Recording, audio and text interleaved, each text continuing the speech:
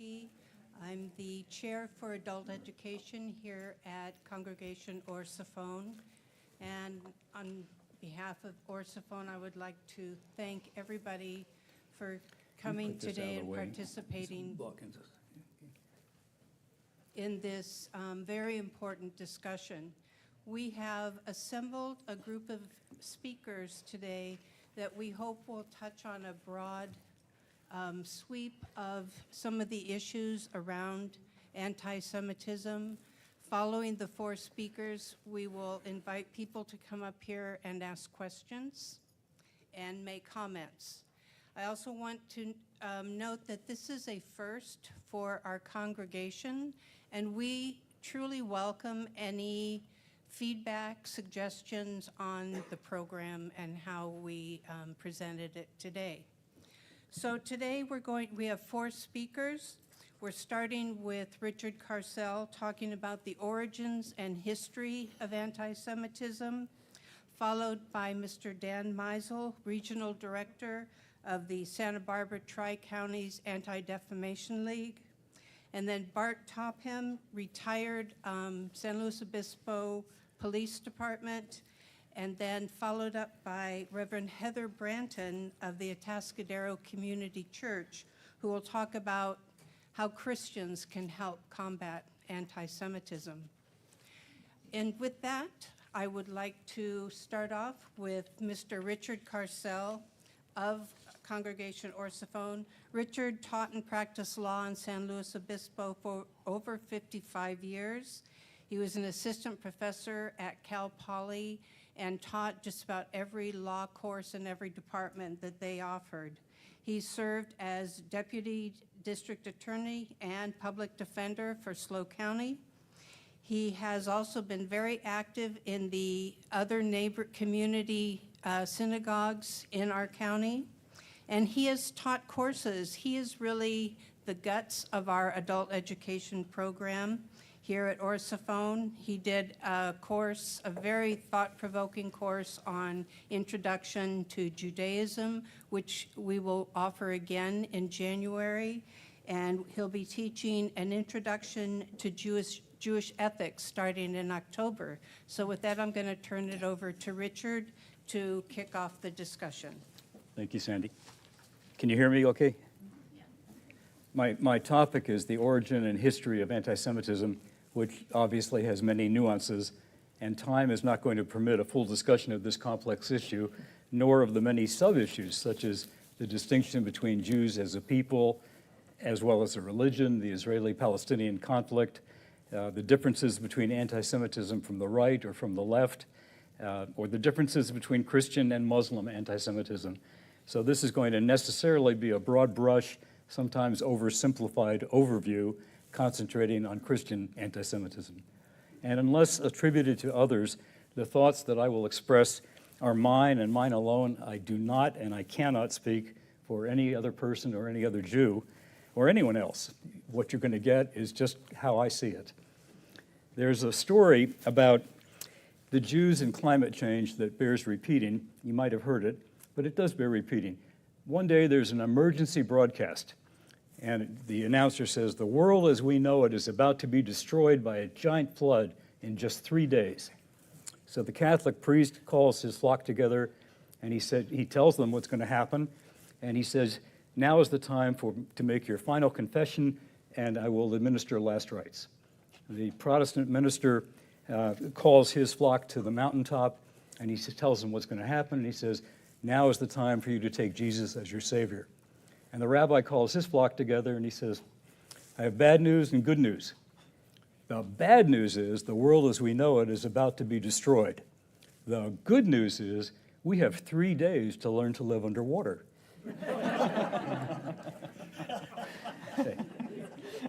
So, and now, although that is framed as a joke, it really summarizes what Jews have had to deal with for thousands of years. And that is namely to figure out what do we need to do to survive. Consider that Israel developed atomic weapons over 50 years ago. At that time, the country had less than 3 million people. And to put that in perspective, that's the same size as Kansas or Arkansas or Mississippi or Chicago. Imagine Arkansas developing nuclear weapons. Well, no. No, don't go there. Don't go there. But when the Israelis were asked, how can you do this with such a small population? The answer was, we had to. The basic fact that we Jews live with is that a lot of people want to kill us. And this has been the case for thousands of years. And so when the Nazis began their war against the Jews, the fact that the Jews were targeted was nothing new to Europe. But what was new was the organization, the methodology, and the scope of the killings. And it resulted in the death of 6 million Jews, as you know. But that number, for frame of reference, is approximately equal to all the people in the state of Maryland, or the state of Missouri, or the state of Colorado, or Wisconsin, or Minnesota. Imagine that. That's just unthinkable. Simon Wiesenthal, who was a concentration camp survivor and then a famed Nazi hunter, wrote a book titled Every Day, Remembrance Day, A Chronicle of Jewish Martyrdom. And the book lists every single day of the calendar year, and for each day, the major atrocities which were committed against the Jews are set forth. There is no day, no date in the entire calendar year which did not have some atrocity. Just for an example, on today's date, September 10th, in 1349, which was 674 years ago, the few Jews who had survived the massacre in Constance, Germany, were then burned at the stake, and the entire Jewish community ceased to exist. I picked a few other dates at random. On July 1st, 1096, which was 927 years ago, all the Jews of Mer, Germany, were handed over to the troops of the First Crusade. So they were all massacred except for a few children who were forcibly baptized. On July 18th, 1290, the Jews were expelled from England, and those who did not leave were put to death. Jews have historically been blamed for killing Jesus, starting the Black Plague, poisoning wells, killing Christian children to use their blood in religious rituals, you name it. Whatever went wrong was the fault of the Jews. It usually resulted in death, or if people were lucky, forced conversions. When Christopher Columbus was sailing off under the flag of Spain to find the New World, the Jews of Spain were experiencing the Spanish Inquisition. At least 300,000 Jews were killed in that Inquisition, and some historians are convinced that it was millions who died. The horrors of the Inquisition included torture before death with heated metal pinchers, thumb screws, boots, or other devices that were designed to burn, pinch, or otherwise mutilate their hands, their feet, or other bodily orifices. My dad was born and raised in a small village of Ivanovo, Poland, which was a Jewish shtetl, and what that means is a rural Jewish ghetto. There was no running water, no electricity, and no paved streets.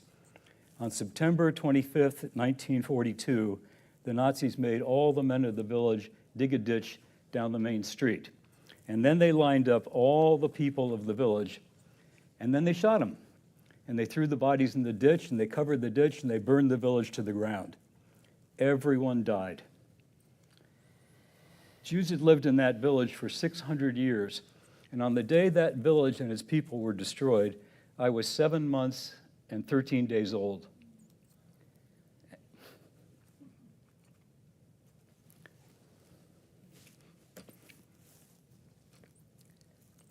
The mind does funny things, because I know that if my father had not left Poland, I wouldn't be sitting here talking to you now.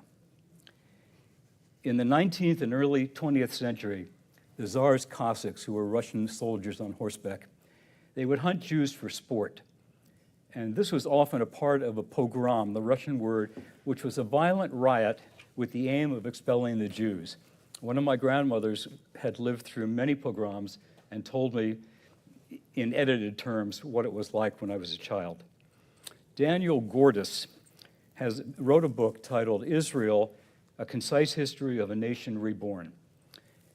It's a great book, and I used it as a text to teach that very subject of the history of modern Israel.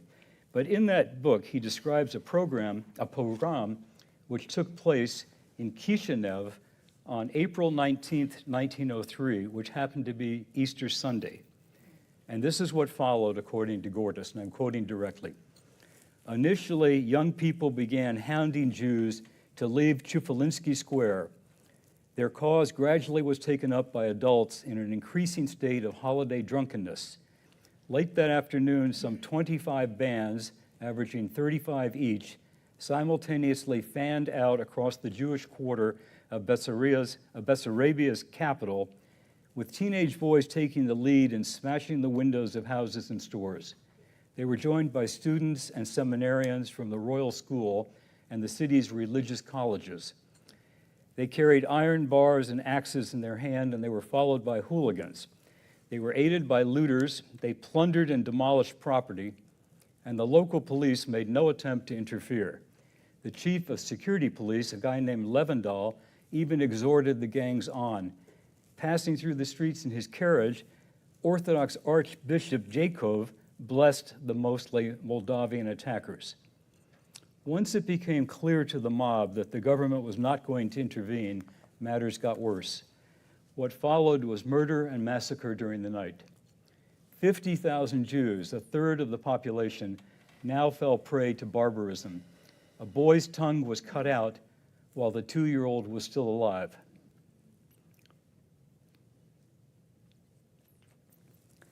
A fellow named Meyer Weissman had been blinded in one eye from youth, and he begged for his life with the offer of 60 rubles. The leader of the crowd who was destroying his grocery store took the money, and then he gouged out Weissman's other eye, and he said to him, and I quote, "You will never again look upon a Christian child." Nails were driven through heads, bodies were hacked in half, bellies split open and filled with feathers, women and girls were raped, and some had their breasts cut off. As the horror was unfolding, the newspaper from St. Petersburg later reported that the upper class walked calmly along and gazed at these horrible spectacles with the utmost indifference. A journalist who arrived in the town soon after the pogrom noted that the local non-Jewish citizens displayed, quote, "neither regret nor remorse." My mother's family was from Kiev, which is now Kyiv in the Ukraine, and when it was a part of Russia, but they got out before the Holocaust. On September 29th and 30th, 1941, the Nazis gathered up all the Jews of Kiev and took them to a large ravine on the outskirts of the city. The ravine was named Babi Yar, and here, according to the official SS report, 33,771 Jews were machine-gunned to death, and then their bodies were dumped in the ravine. We know the exact number because the Nazis kept meticulous records. As I thought about this, I thought there were 16,886 Jews killed each day. So assuming that the SS worked an 8-hour shift, they killed 2,110 Jews per hour, which does not factor in for their coffee or lunch breaks. When Ukraine became independent in the early 90s, they made Babi Yar a Holocaust memorial, and they incorporated it into a huge peace park that was very much that was very much a part of the life of Kyiv. But when Putin invaded Ukraine last year, one of the very first things he did was destroy Babi Yar. And that's ironic because there were thousands of Soviet prisoners who had been killed by the Nazis who were buried in Babi Yar. In today's world, Jews are being beaten or killed simply because they are identifiably Jewish. Many of my Christian friends, and perhaps many of you here today, wear a crucifix around your neck. I wear, if I can get it, this Star of David. And the Star of David is an important and well-known symbol of Judaism. But the difference is that I wear it under my clothes because I know that it's a red flag for people who want to kill me. Abraham Foxman, a child survivor of the Holocaust who led the ADL for 5 decades, described anti-Semitism as an ancient virus without an antidote or vaccine. An ancient virus without an antidote or vaccine. Throughout history, depending on the circumstances, the virus of anti-Semitism has lain dormant or become more virulent. Quoting Foxman now, "We're living in an environment today that is more user-friendly to the virus. It's a time of incivility, a lack of tolerance, no respect for the truth, and with it comes politicization, polarization, frustration, anger, hate, all of the elements that fuel the virus. To be a Jew is to be a target of anti-Semitism. It goes with the territory. This is a major part of our history. While every Jew has a different life story and a different experience, our collective history is in the DNA of every Jew." And all of that means, and I guess what I'm trying to say is, all of which means that we've succeeded. We've survived. No other ancient people from the Bible are still alive and active. Where are the Hittites, or the Moabites, or the Cushites, or the Philistines? And so one has to ask, why have the Jews survived? And the answer is, we've learned to survive by following our religion. Obviously, it doesn't always work. Lots of Jews have been killed, but as a people and as a religion, we're still here. And although I've lived with anti-Semitism my whole life, I never really studied it until a few years ago. And I want to acknowledge 3 books that have influenced me and which I've relied on heavily for this presentation. I attribute much of what I will say to the authors of those books. The first one was Christian Anti-Semitism, A History of Hate by William Nichols. Nichols was an Anglican minister, and he founded the Department of Religious Studies at the University of British Columbia. The second was How to Fight Anti-Semitism by Bari Weiss. She's a journalist who grew up in Pittsburgh. Her childhood temple was the Tree of Life Synagogue, and she wrote the book after a gunman armed with an AR-15 and multiple handguns killed 11 congregants at the Tree of Life Synagogue in 2018. The third book was Why the Jews? The Reason for Anti-Semitism by Dennis Prager and Rabbi Joseph Telushkin, who are both well-known authors in the Jewish world. Rabbi Harold Kushner, the author of When Bad Things Happen to Good People, said that this was the wisest, most original, and provocative book on the subject that he has ever read. They also said, and they said that the Jew in a society is the canary in the coal mine. And if you understand that, then you understand that when the Jew is attacked, the society is in trouble. Reverend Nichols believes that Christian teaching that the Jews killed Jesus is primarily responsible for anti-Semitism. He writes, and I quote him, "Historical scholarship now permits us to affirm with confidence that Jesus of Nazareth was a faithful and observant Jew who lived by the Torah and taught nothing against his own people and their faith. It was the Romans, not the Jews, who were the Christ killers." In 1962, Pope John XXIII convened the Second Vatican Council, but unfortunately he did not live long enough to see the conclusion of the council. What they did is in 1965, the council produced a document titled, in English, In Our Age, which declared of Christ's death that what happened in his passion, and I'm quoting, "cannot be charged against all Jews without distinction, then alive, nor against the Jews of today. And as for teaching," they added, "the Jews should not be presented as rejected or accursed by God." That said, it could have been a clearer, unequivocal, more forceful document had John XXIII lived. And it may have been imposed upon all levels of Catholic clergy to teach the faithful that the Jews did not kill Jesus. But that didn't happen. And so while the Vatican paper was certainly welcomed by all Jews, and it had good results at the level of organized religious professionals, in my personal experience, it hasn't helped at all to reduce anti-Semitism. Reverend Nichols makes the case that the Jews were falsely accused of killing Christ in the Gospels. He points out major inconsistencies in different Gospels, the first of which was not even written until more than 50 years after Jesus died. The crime that Jesus was accused of, according to the Gospels, was blasphemy, by proclaiming himself the Son of God. I'm sorry, I can't help but think that Jesus, as a good Jewish boy, his mother Mary was probably disappointed that he didn't choose to be a doctor. You know.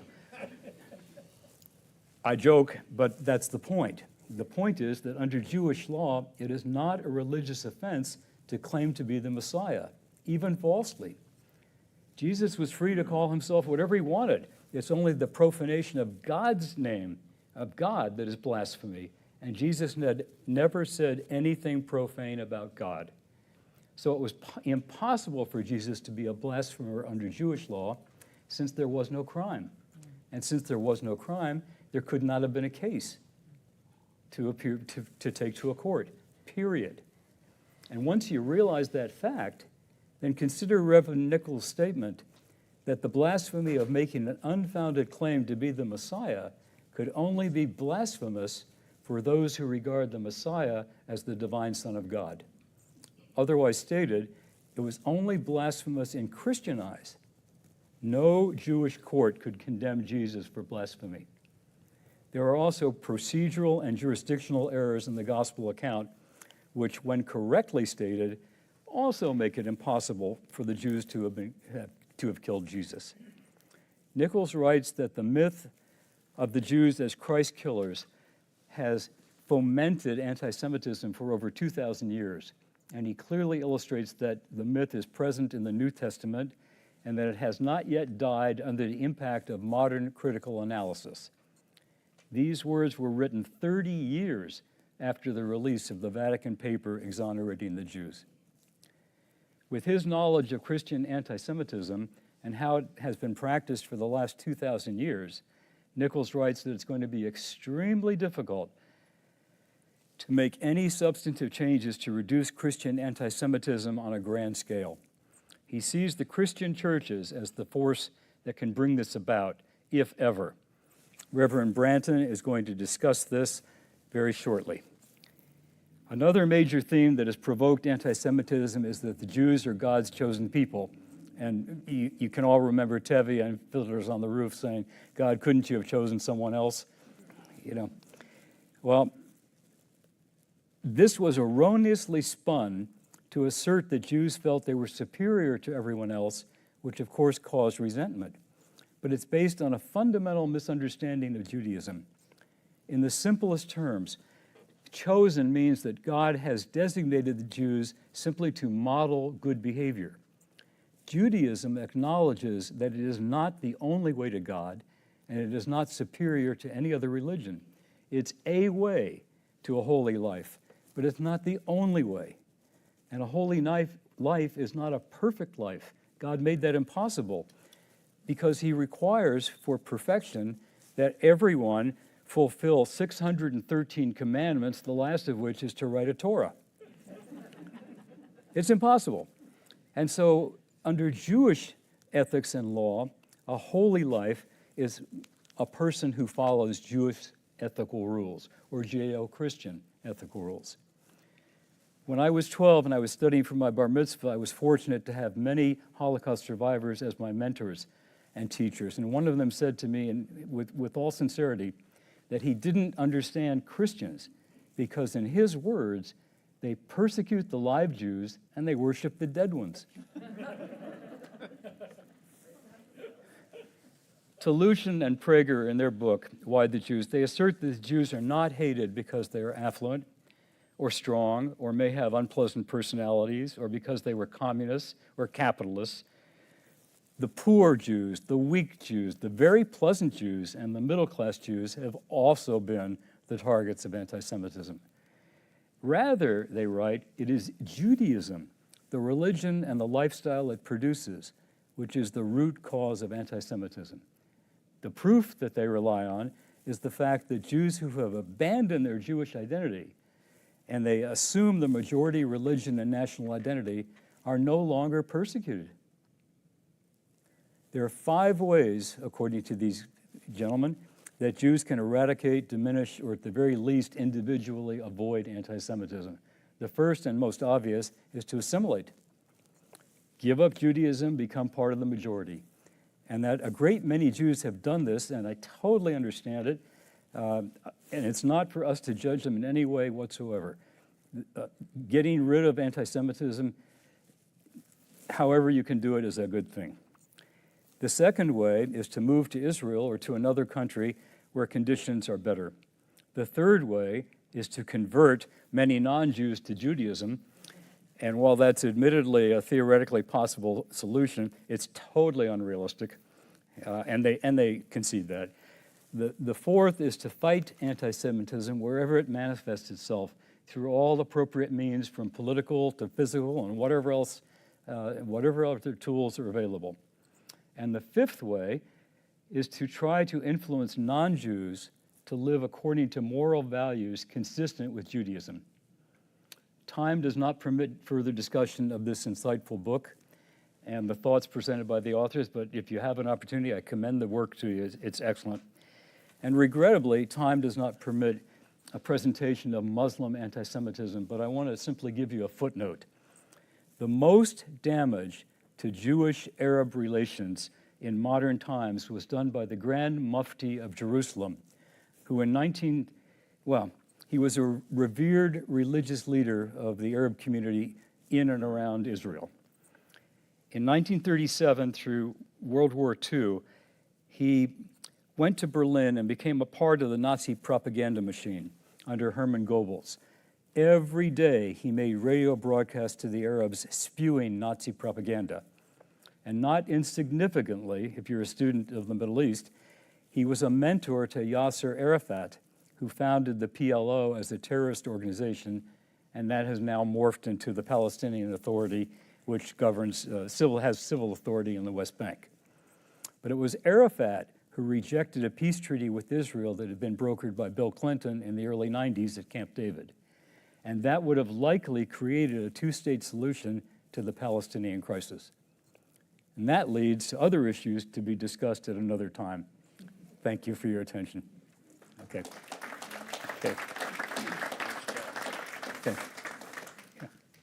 Thank you, Rich. Next, we have Dan Meisel. He will talk about how anti-Semitism is manifesting today and what can be done in response.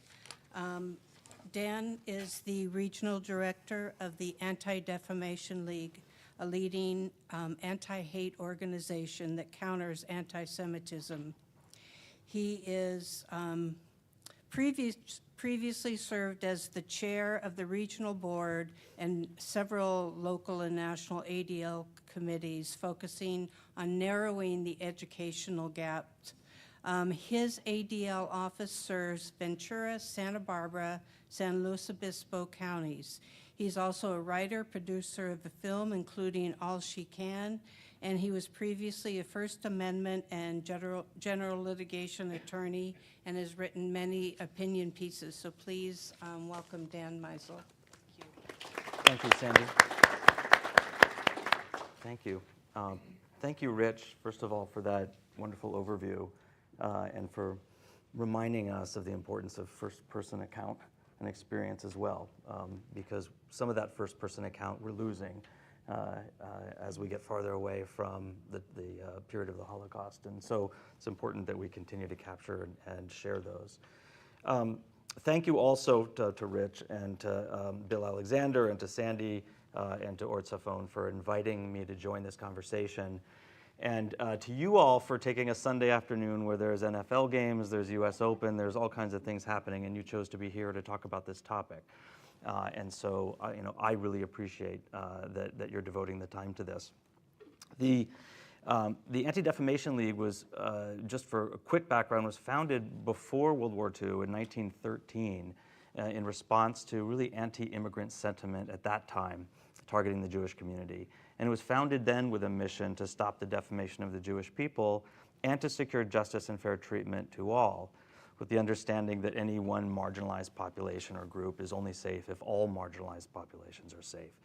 And so what developed over time, over more than 110 years, was an organization that would speak out as an authority on anti-Semitism, identifying where it exists and often, importantly, where it doesn't exist in the organization's view, but also a broad agenda of protecting marginalized and minority populations from hate and bigotry.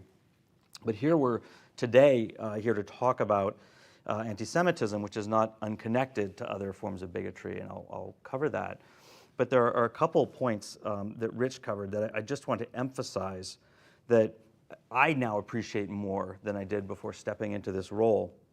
And the first really is this point about Judaism being more than a religion. When we talk about the Jewish experience, we're really talking about a shared heritage that we draw back, thousands of years ago to this time that was literally called Judea, and the diaspora of Jews from that area around the world. And that meant Middle East, India, North Africa, truly all over the world. And as those populations of Jews went around the world, they did start to incorporate traditions and elements of the cultures that they found themselves. But they also held this common shared heritage, often shared rituals. And so there's tremendous diversity within the Jewish community. It's not possible to talk on behalf of the Jewish community or represent the entire community. But when we talk about anti-Semitism, aside from some of the elements that Rich mentioned about kind of the origins of anti-Semitism, much of anti-Semitism is not actually directed at religious practice. It's directed at other elements, tropes, false allegations, and conspiracy theories about the Jewish experience over time and who Jews are. And so I'll often start by saying, to understand anti-Semitism, we need to understand Judaism. We don't have a lot more time. Rich covered some important elements of it, but that's the first point. The second point is this duality that is unique to anti-Semitism, that unlike other forms of bigotry, it combines not only a perception of inferiority, but a perception of all-powerfulness. And this perception of all-powerfulness, I think, originated with the false claim of deicide that Rich spoke to, that any people that could, A, disregard kind of the gods of a Christian population and survive, or more importantly, be blamed of killing falsely a Christian god, must be all-powerful, must be able to control all other things in the world. It started with that. And I do believe, as Rich pointed out, that that's responsible for much of the anti-Semitism that follows. But even without that, I think my own sense is that planted a seed about the power of conspiracy theory. So when we talk about this dual element of anti-Semitism, that element that is inferiority, and that there are a lot of tropes around being disloyal or greedy. In other ways, Jews are falsely accused of these negative concepts. Inferiority, the all-powerfulness is not identity bias like inferiority, it's conspiracy theory. And understanding how a conspiracy theories function is really important to understanding particularly the current manifestation of anti-Semitism. But it also explains anti-Semitism that came from the communist side in times in the past, anti-Semitism that came from the fascist side. The reality is that the narrative of liberation, the conspiracy theory of a small group controlling everybody, and the narrative of freeing ourselves from the control of a small group is very attractive as a propaganda, as a piece of propaganda, because we hold our autonomy so dear. So that element of conspiracy theory plays a large role in what we're seeing in more modern and more current manifestations of anti-Semitism in the last, I would say, just the last 5 or 6 years. The other basic point is, people ask, well, is anti-Semitism really rising, or are we just hearing more about it? What's actually happening? And that, first of all, requires a lot of data collection. It's not helpful when conversations about bigotry are anecdotal or unconnected or untracked. So it's tremendously important that we do track and count these incidents and try to see the trends. And as I'll describe in a little bit, one of the reasons we don't have a 2-page handout on anti-Semitism is because it takes so many different forms. There are so many different factors contributing to it that for mainstream Jews today, we're seeing it from all directions, but not all of it is manifesting for the same agenda. However, anti-Semitism is anti-Semitism. Whether it's happening with a leftist agenda or a rightist agenda, the mechanisms are the same. It's the use of false tropes about Jewish people to foster false negative perceptions, and it's this element of conspiracy theory that is pliable and usable by anybody with a political agenda when you have a kind of scapegoatable, small, less rarely understood population. The other element that I want to mention is that for especially the way we think about power and influence in the United States, where the pathway to power and influence for more marginalized populations, for some marginalized populations, you see kind of a slow trajectory of rise of influence over the founding of our country, a rise of power. The Jewish people who have been around for thousands of years and experienced anti-Semitism for thousands of years, their trajectory is not a line like this. It is a line like this. It is up and down and up and down that has accompanied some degree of assimilation in society or societies that were more inclusive, reflective of a Jewish ethic and value around education and achievement. But what Jews have learned over time is that when they do obtain positions of influence or power in a society, it can be very fragile and it can be lost very quickly. And so it behooves us to understand the circumstances in which that has happened historically. And what we have seen historically is that it often happens in times when conspiracy theories are growing. And why do we see conspiracy theories grow? Well, we often see them in times of political division. We see it in times of existential threat, things like pandemics.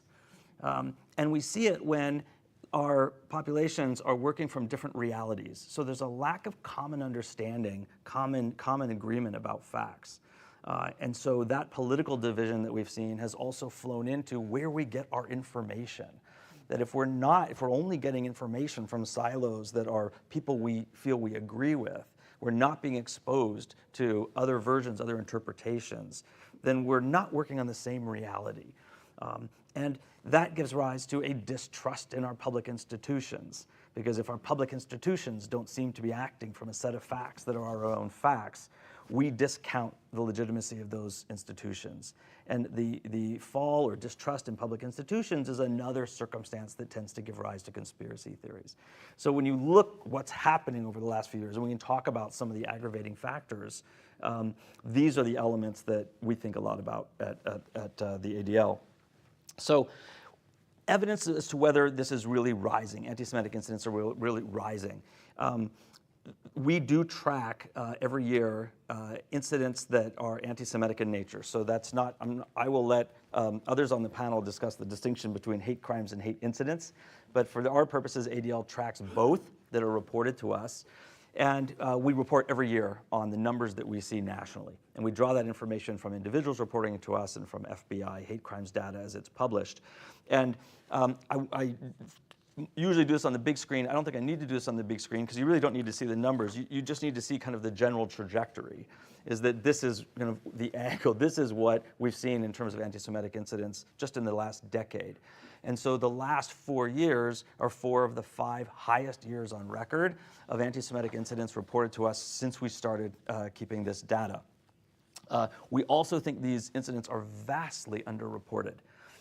Because many of these incidents occur in a school context or a work context, and they aren't reported to us. But this is still valid data and information for tracking these trends. The other thing that ADL does is we conduct surveys occasionally. So every 4 or 5 years, we'll conduct a survey about anti-Semitic attitudes, where we ask people about the 15 most typical tropes about Jewish people. We ask them how strongly they agree with these tropes. And our measurement has been what percentage of the population responding to these surveys believe in 6 or more of these Jewish tropes. And the Jewish tropes may be you believe that Jews are more loyal to Israel than the US. You believe Jews are greedy. You believe Jews prefer themselves in hiring. You believe Jews are greedy or controlling of industry. And back in 1964, the number that we gauged from our surveys was 29%. So 29% of the survey respondents believe 6 or more of these tropes. The general trend was a reduction over time. And in about 2016, we recorded an all-time low of 9% of respondents, which is frankly really good news. That's how we were talking about it in 2016. Since 2016, that was 2014. In 2015, we redid the survey, it was 10%. In 2019, we redid the survey, it was 11%. We did it in 2022, and the number was 20%. 20% is the highest number we've seen since really 1992, when we're seeing that downward trend. So we do know that anti-Semitic incidents among the 4,000 people that were surveyed for this survey, the number of tropes that they believe in seems to be rising. But we learned more because this go around, we asked more questions of our survey responders. And we started to ask them about how many Jews did they know? We started to ask them questions designed to gauge their susceptibility to conspiracy thinking. And it may not be surprising to you that we found that the fewer Jews, if somebody knew one Jew in their life, they were significantly less likely to believe 6 or more of these anti-Semitic tropes. And if they showed a susceptibility to conspiracy thinking, they were significantly more likely than others to believe 6 or more of these tropes. The more information people knew about the Holocaust, the fewer of these tropes they were likely to believe. So we're learning more about the mindset that is contributing to the anti-Semitism we experience today. If you're wondering about, well, what about all the anti-Muslim sentiment and crimes against other religions? This is all the graph that you need to see is hate crimes based on religion in 2020. This large bar on the left is against Jews, and then these are all the others. So Jews by far and away are the most targeted group in terms of hate crimes focused on religion. We've also seen a large jump in white supremacist propaganda in the US. This is, the top bar is the most recent year.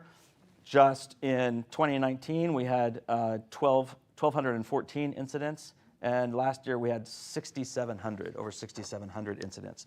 Much of this propaganda distribution is committed by a small number of people, but you're seeing now a much broader reach by those small number of people. So how does that impact the Jewish community? Well, I'll spend a moment on white supremacist propaganda. What does that have to do with anti-Semitism? Well, go back to Charlottesville and the chant that you heard there and the chant that some people heard in Florida the other day, Jews will not replace us. What does that mean? Well, they don't mean that there will be so many Jews that they will replace non-Jews. The white supremacists, the core belief of white supremacists is that all of the advances that have happened over the last 50 years by people of color could not have been accomplished by people of color because they're so inferior. Somebody else must have orchestrated it, and that's the Jews. So the replacement theory, which was always kind of what we only heard from the very extreme right, was that Jews are replacing white non-Jews with people of color. I'll come back to that in just a second. But hearing these things and this rise in incidences is why our surveys show now that 63% of American Jews feel their communities are less safe than they were a decade ago. So just to summarize, our general conclusions about the research is that general anti-Semitism is most correlated with little knowledge about Jews, Judaism, and Jewish history, a lack of relationships with Jewish people, a disbelief that Jews face hostility in the US, and a general disposition to conspiracy thinking. Now, let's look, when we think about incidents that are happening, so San Luis Obispo County, most of you are probably aware that there have been banner hangs, there have been kind of white supremacist, white pride banner hangs. The ideology of those who do those banner hangs is overlaps with the white supremacist ideology I mentioned ago that has a role for Jews in their belief system. You've also seen some virulently anti-Semitic flyers distributed in some of your communities by a group I won't name, but who is trying to drive traffic to their website where they then seek contributions. So they're monetizing hate, essentially. Those are the little baggies. Actually, now both groups are using these baggies to drop things on doorsteps. where my mind goes is, and we can talk if you have concerns about how to respond to these few extremists that are doing these things, but my mind goes, what's the impact on the more mainstream population and their interaction with these ideas? And so I think actually less about, I mean, we need a vigilant response, if appropriate, to that kind of behavior. But my mind goes to, what are the conversations happening in schools, around dinner tables, between educators and students, by our elected officials, about this kind of messaging? And while we don't want to amplify the messaging, we don't want to draw attention to it because that's what they want, we want to acknowledge that groups in our community are being targeted in this way, and we want to acknowledge that our community values them. And we want to highlight the things that we're doing in our communities that do value and provide this sense of belonging. And it's important to keep reaffirming that, because that's what helps people feel safe, which help populations feel safe. But it's also the behavior that checks the bad behavior. So typically you have bad behavior, you have others in society that check that behavior, and the behavior is corrected.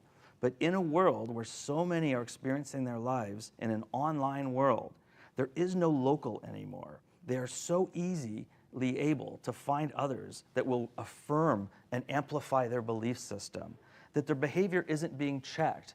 Quite the opposite. It's being validated and amplified online. So now there's an even bigger burden on our community institutions, our schools, our elected officials, to take the opportunities to check this behavior and to reaffirm our values of acceptance and respect for all minority and marginalized populations. So from the perspective of a mainstream Jew, what are we most worried about? I can't speak for everybody. I'm going to speak on my behalf only, is that I'm worried about the extent to which language and belief systems that we used to just see on the extremes have migrated towards the mainstream. And it's happening from both political directions, if you will. For lack of a better term, right and left. And so on one side, we're seeing this replacement theory, Jews will not replace us. We take off the Jews and we hear Tucker Carlson talking about replacement theory. Taking off the Jews part doesn't take away where that ideology came from and what it meant. But now you have 20 to 40 million people following, watching somebody that is using that language. And it happens also with the Stop the Steal, allegations about fraud in our voting system without evidence, fuels conspiracy thinking. And it used to be only the extreme right that tried to undermine our institutions. But now it's 20 to 40 million people doing that. 10%, University of Davis and University of Chicago have both done surveys that had some very concerning results recently, where up to 10% of respondents said that they believed violence would be justified to forward their political viewpoint or to stop others from voting. Well, 10% may not seem a lot, but if you extrapolate that to the whole voting population, that's 20 million people. That's no longer an extreme small group of people on the right. So that's the right. On the left, if you're coming from a perspective where you are concerned about structural oppression, and you're concerned about patriarchy and oppression of the system, systematic oppression, it used to be only the extreme left that would fall back on some of these Jewish tropes about Jews controlling banking or the entertainment industry or other industries. Well, we've heard it now move towards the center. We're hearing more of it from not just on the extreme left. And the same goes particularly on the left with respect to Israel, is that when we're hearing criticism of Israel, the language of that used to be only on the far left of apartheid, genocide, settler colonialism, has now moved mainstream, more mainstream, such that Jewish students on some college campuses are being told that they cannot participate in other groups that have nothing to do with Israel because of their, quote, support for Israel, whatever that means. And so we're seeing Jewish students excluded on campus because of this belief system that is tied to a far left language. And I'm not saying there's not legitimate criticism of Israel. There's plenty of legitimate criticism, and you'll often hear Jews criticizing Israel as well.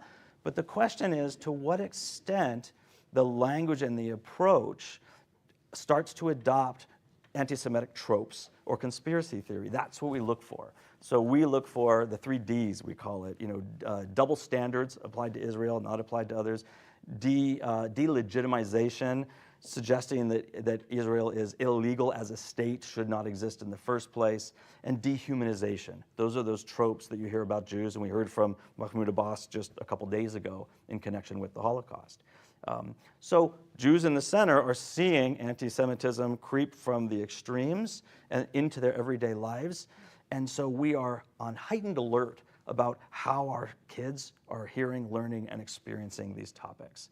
And so one of the most important things that I think we can be doing is talking about these topics in informed ways with our students in our communities, educating people about Judaism, the Jewish experience, pushing back again, checking bad behavior, and responding to these research results and what they tell us.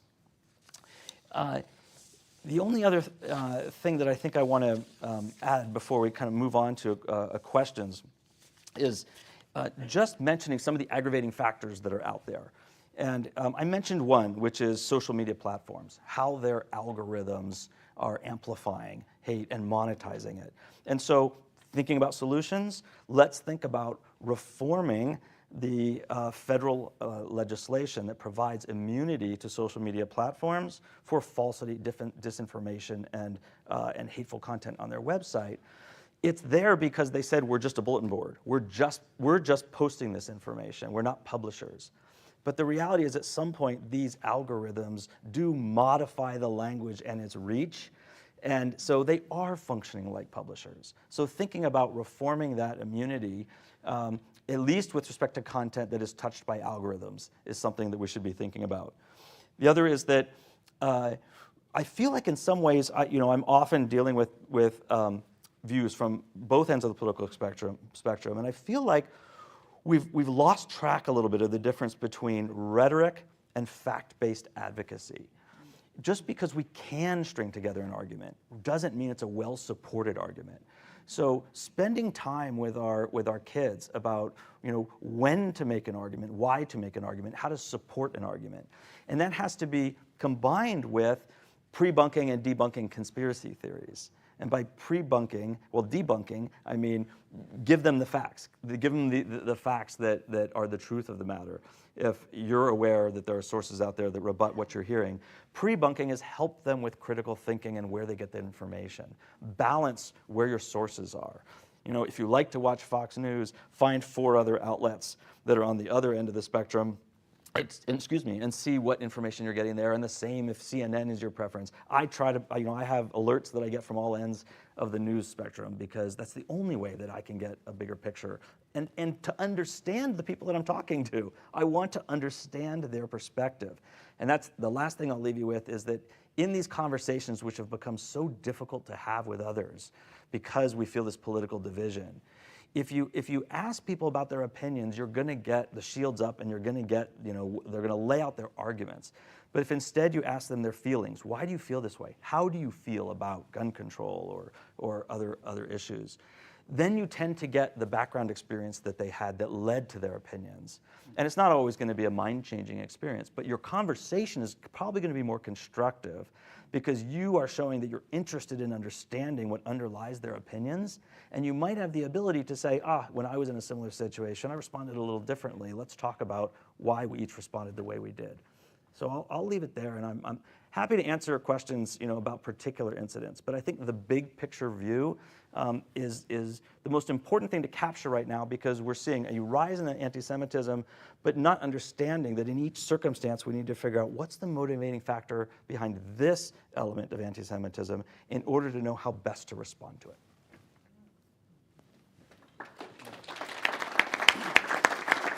Thank you, Dan. Next, we're going to hear from Bart Topham on when does anti-Semitism become a crime. Bart is a retired San Luis Obispo Police Department, former chief of police at Cuesta College, and I think very notably, he was the first certified hate crimes instructor on the Central Coast and was a hate crimes and diversity instructor at Hancock College for almost 20 years. He was responsible for tracking and coordinating hate crimes in San Luis Obispo for 18 years at the San Luis Obispo Police Department. Mr. Topham is a veteran, Army combat veteran from Vietnam, and has devoted a lot of his efforts now to veterans and their families. Mr. Topham. Thank you. Can you all hear me? Yep. Well, as often happened when I was actively working and teaching in hate bias areas, Dan and the ADL have made my job a lot easier by touching on a lot of what I was going to get to. So keep that in mind because they do a great job. When I first, 40 years ago, when I first became a hate bias instructor and tracker, as it were, it was the staff at the Holocaust Museum and the staff at the ADL who were the core instructors and teachers of the later teachers. They were a tremendous help. And Dan touched on things I will touch on in a little bit different way when he talked about behaviors. So just keep that in mind. In the law enforcement field, we think of hate bias in kind of a pyramid, starting with indirect acts of prejudice. And that's not a crime. It is an incident at most. And I'm talking about when certain antagonisms are expressed, or rumors are repeated, or feelings about disliking certain kinds of groups or churches. When those things start happening, that is that kind of first footstep in that pyramid of hate and bias. It's not a crime, but it is certainly relevant and important, and it requires that all of us actively intervene. And I'm talking not just about churches and parents, but schools particularly need to intervene in these things. And the truth is, or at least, and I know it's better now, particularly in our area, but it's always been true that governments and schools often don't want to talk about this publicly, to make issues of it, because nobody wants to dissuade the tourists from coming to, say, Atascadero or San Luis Obispo or any other city, because, oh my gosh, we better go someplace that's safer because they had these incidents or crimes occur here. So there's sometimes conscious and unconscious efforts to play those things down or to keep them quiet. The same thing happened in schools where they don't want the controversy. So it's important that we recognize that if we hear that, if our children repeat that particularly, and that we intervene, that we have those discussions, that we do it on the level of behaviors and that's the word I want, that Dan used, the experiences of others, because that creates a less confrontational kind of thing. But that's kind of that first step, and it does require that we intervene. It's a very important thing. 40 years ago, law enforcement didn't want to take a report on those kinds of things. That's not a crime. That's not what police do. And they say, well, okay, thanks for telling us. We'll keep an eye on that, and off they go. Nowadays, fortunately, at least in our area, that's much different. In fact, law enforcement often solicits from the public and from schools information about incidents. They want to track it. And the obvious reason is that one thing can lead to another. That's why I'll be talking about that pyramid. And if you have a history, if you have these experiences, not only would you have, say, a better case if a criminal act occurs because you have this history that you can present, but even better, you may have an opportunity to recognize something that might be developing and to intervene in that. So let's talk about that. The next level would be acts of prejudice. And people are more specifically avoiding or excluding certain groups.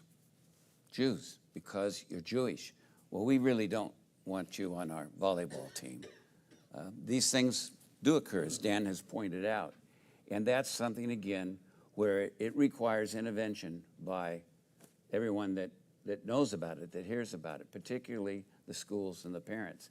And it's up to all of us, regardless of our faith, all of us to make sure that the schools have strong policies about this, that they're aware if these kinds of things occur, that actions are taken, and that mediation programs, for example, occur. Again, get it to the level of the behaviors and the experiences as early and often as possible.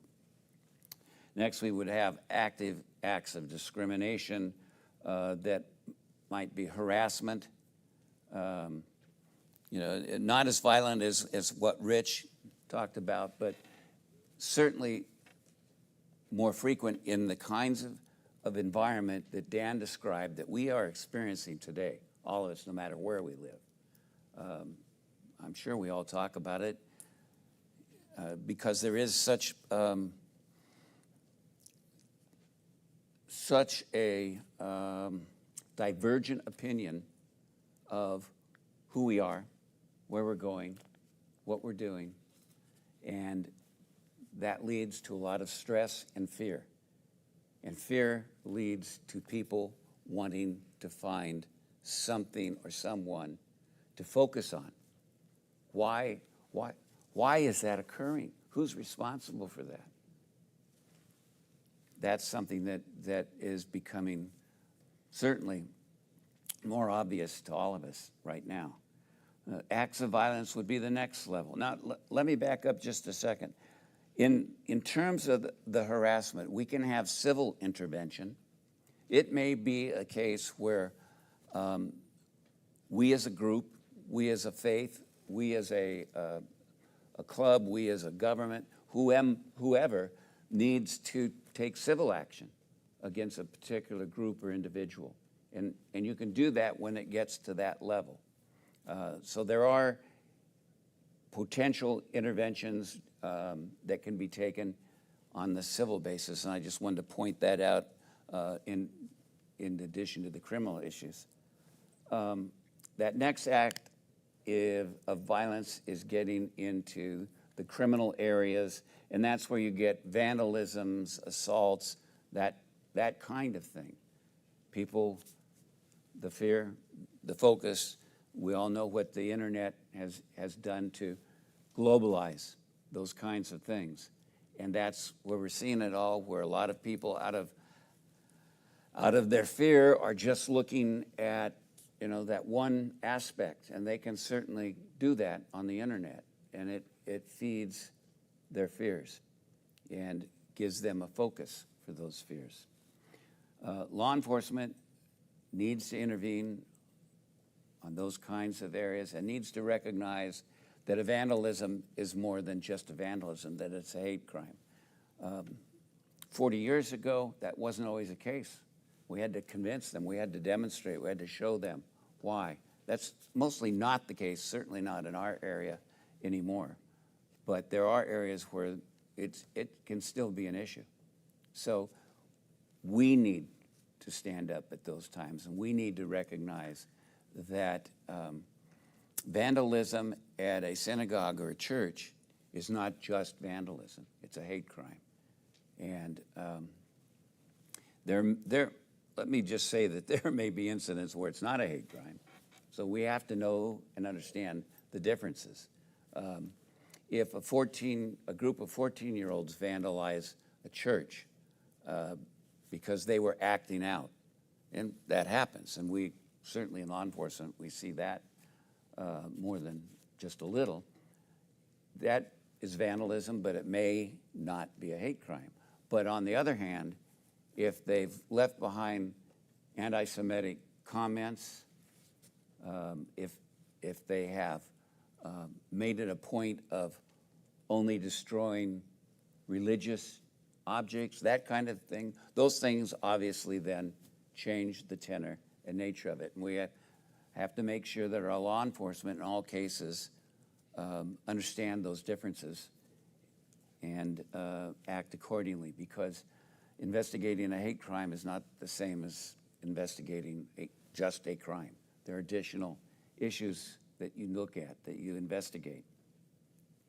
So then the next step would obviously be life-threatening acts, and we all are aware of that, you know, everything from an assassination to genocide. And law enforcement, fortunately, has a much better understanding and outlook on some of this. I hate to say it, but my experience over those 40 years was that in some cases it took some tragic incidents before they fully understood it. For example, prior to Matthew Shepard's killing in Colorado, yeah, that the federal government did not recognize sexual preference as one of the hate crime areas. And it took a horrific incident like what happened to Matthew Shepard to wake people up to that and to force the government to make a change. They then subsequently, several years later, added that to the hate crimes definitions. Now in California, we were much ahead of that and already had sexual orientation as part of our hate crimes descriptors. But again, law enforcement has to work together, has to recognize these things, has to have trained officers in the area.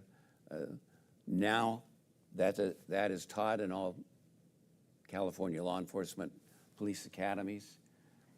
So that certainly has made a substantial difference. We've got some people right here that are very experienced in that and helping to make a difference in that. But yes, we are suffering from some conditions that have come together in a way that hasn't happened in a long time. And that means we have to be more alert. And so we're all concerned, what do we do to protect ourselves? Well, as Dan pointed out, it's being proactive. We need to talk, and as Heather will talk about, we need to talk to one another. We need to talk to those that, we need to talk to everybody. Even if sometimes we think we're preaching to the choir, we need to make sure that we're having these conversations, that we understand the motivations of some of these groups. And we do have several groups. We have always had what I call a little ragtag groups of folks in our county that were mostly militia-oriented, but there were a few that focused on, say, religion. At the time, they were mostly located in South County, but things have changed considerably with time and the internet. So, yes, we do need to take practical and proactive stances. I think it was 10, 12 years ago that I was asked to do, maybe even a little longer, a security survey here because of those very things. That's good planning. That's being practical and proactive, and subsequently added several features, including a security guard. The idea is that while we don't want to belabor it, we do need to be practical. We need to be aware, And we need to make sure that our government, whether it's Atascadero, San Luis Obispo, or others, have appropriate training, have appropriate policies, and that when incidents occur, that they're being documented, and that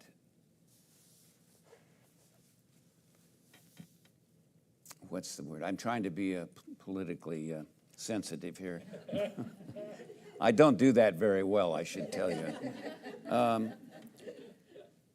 We just need to make sure that everybody's doing what they need to do, what they should do. I'll put it that way. And first, the good news is we're doing a much better job in law enforcement nowadays than when I began doing it, working with it 40 years ago. And we have a lot of support from groups like the ADL and others to help track things, to share statistics, to share training. But there are still issues that come up sometimes. You know, boards of supervisors, city councils don't necessarily want to hear about the kinds of incidents that might be bad for business. That's not a criticism of anybody, and I don't think that that happens here in any manner like it used to at one time. And it's not that we're talking about bad people, it's just that, you know, hate incidents are scary for everybody, even those not targeted. You know, when I hear about something that happened in our area, I go, holy Moses, what can, you know, what's, you know, maybe I don't want to drive down that street or do this or do that. It's something that affects us all in a variety of ways. So we all need to be proactive in making sure that all our representatives understand the nature of hate crimes, of anti-Semitism, of all kinds of discrimination, and that they support law enforcement in fighting that battle. But it's a battle that we have to fight together.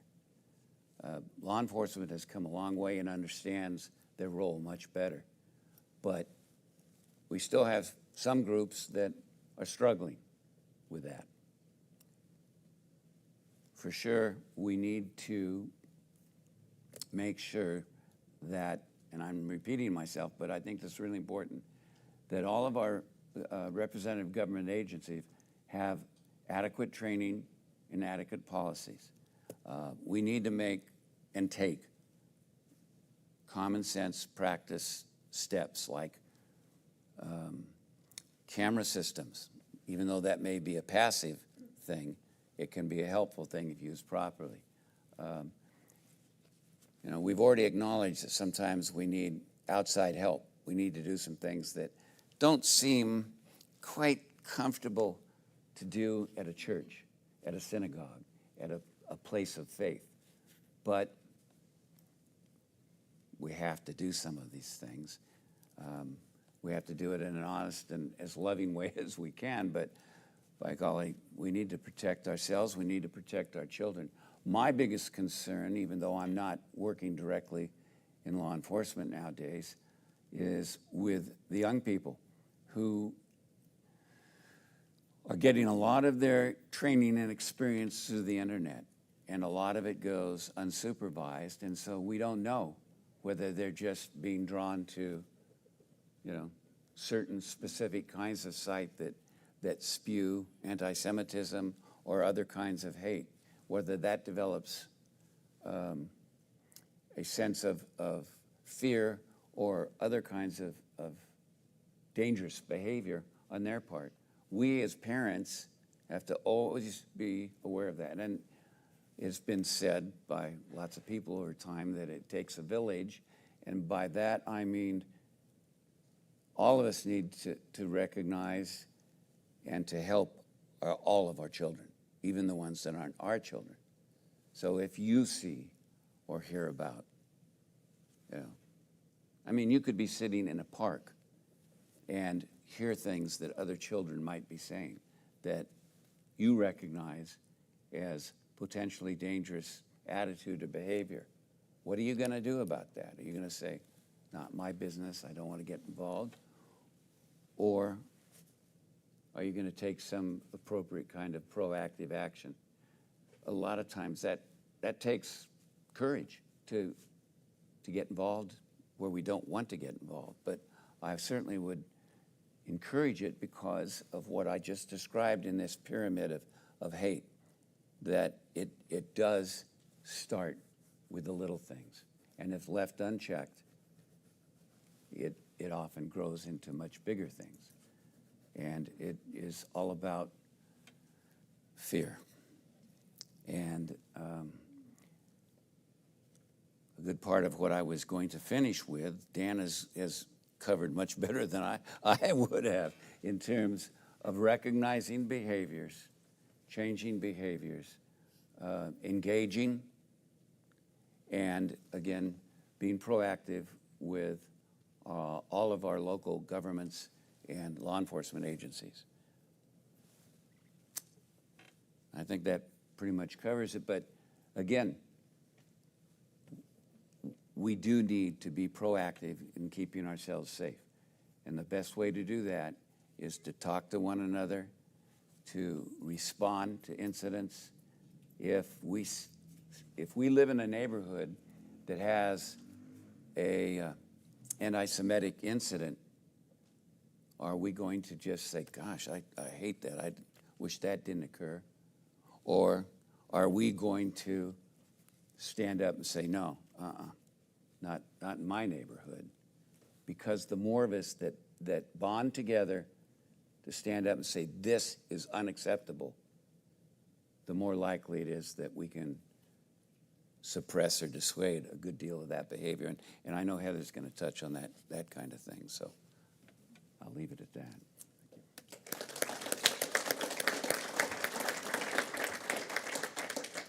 Thank you, Bart. We're now going to hear how Christians can help combat anti-Semitism.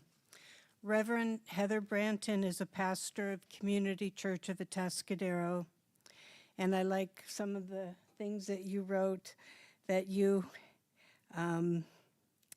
migrated religiously from evangelical Christianity. Educationally, you migrated from population and human ecology into ministry, and theologically, you continue to be on the move. I like that. And also, Heather is a proud and humble friend of the congregation or Sophone, and we treasure her participation in our events. Thank you. Thank you, Sandy. Anyone have any Kleenex? It is rather humbling to be here. To be here as a Christian minister, to have sat through the briefest of histories, and to recognize that as a Christian minister, I am a part of a tradition that has been the perpetrator and the violator for the past 2,000 years plus. And so to talk about, well, what can Christians do, seems rather overwhelming and insignificant at the same time. And so I put that before you. Obviously, I can't speak for all Christians. I can't speak for all ministers. But I can talk about a few things, I think. Having grown up in evangelical Christianity, I'm sure that I heard that Jews killed Jesus. I'm sure I heard it. It was not significant enough to register on my memory when I heard it. I'm just assuming that I did. I do know when I heard because it was just in the past few years, that Good Friday is one of the most dangerous days in the year for many of you who are Jewish. Because that is a day when Christians go out and want to harm Jews. And that shocked me because I guess I live in my own personal bubble where I think, really? And yet, we also live in a context where there's a rise of Christian nationalism. We don't have to go far without hearing some of those tropes you talked about. But as a Christian minister, I recognize that what is important for me, just to do my job without even talking about personal growth, is that I have to keep educating myself. I have to keep educating myself theologically. I have to keep educating myself on what it is that I'm saying and what I'm saying wrong. And so I actually do that.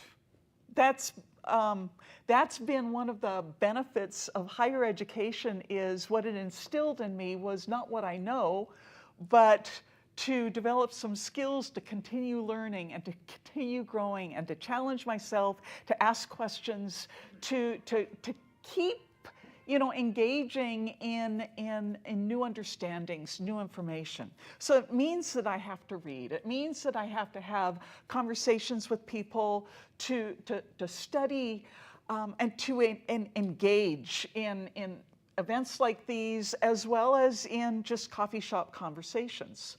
So I had thought, well, maybe I should begin this. What happens when a lawyer, a Jewish synagogue president, and a Christian minister walk into a cafe? Which is what Bill Alexander, Rich Carcel, and I did when we had lunch earlier this summer. But that we build relationships, that we learn from each other, and that those things are important. Back in 2016 and 2017, there were a group of clergy, well, for the last several years, a group of interfaith clergy in North County would get together once a month and just to get to know each other.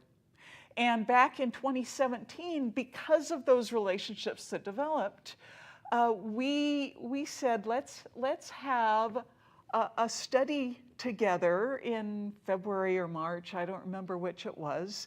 We invited Rabbi David Zaslow to come for a long weekend and talk in several of our faith communities. We read a book entitled Jesus, First Century Rabbi, and we had our individual studies ahead of that in our congregations, and then we gathered together as interfaith community in North County and heard the presentations, had some conversations, and that was incredible.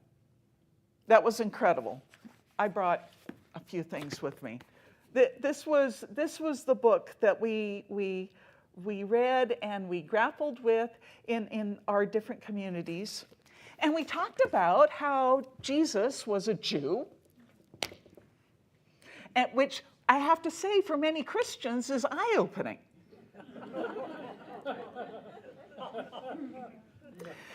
So, but we were able to talk about Jesus was a Jew. We were able to talk about Jesus as a rabbi. I'm not sure if I have this correct. I think that I have heard that the term rabbi didn't actually come into general discourse until probably a century after Jesus' life. But that the function of rabbis, the function of religious leaders, that Jesus was in a whole stream of religious leaders who were engaging in challenging conversations within the religious context of Judaism. So what is important for Christians to do, that might actually be a starting place. To actually say, let's recognize that Jesus was a Jew. Let's talk about him in his own context, which might mean that we actually look at some of the more recent research about the sociocultural historical context in which Jesus lived and taught and was killed. And was killed on a Roman cross by a government that was in control. Were there any Jewish religious leaders involved in Jesus' death? Well, that is possible because it was at a time in which there was all kinds of violence happening, all kinds of fear happening, and what would lessen the threat of Roman atrocities? Well, sure, it's possible that there was some collaboration. I don't know. I wasn't there then. But we should talk about it in a more difficult context. We should actually, within churches, be able to talk about what it meant for hundreds, thousands of Jews to be killed on those crosses, because it wasn't one man who died. That means that we have to engage in educating ourselves. Well, I have my congregation knows that I have a scholar hero named Dr. Amy Jill Levine, who, along with Mark Brettler, edited what's called the Jewish Annotated New Testament. It's a New Testament that they said, you know what, is going to benefit both Christians and Jews. I have my copy for you. I got a new one, so I'm giving away my old one. This is, it's just the New Revised Standard Version of the Bible, but it has comments that help inform us as readers about context, about annotated, it references rabbinical writings and teachings. It has essays in the back about context and perspective and history that helps, I think, both Jews and Christians better understand the context in which the Christian scriptures were written. It was referenced that the Gospels that begin the New Testament were the later writings, right? Most Christians don't realize that. And far too many Christians, I think, just pick up a Bible and say, well, it says. Well, it would help if we understood in the context of writings that it wasn't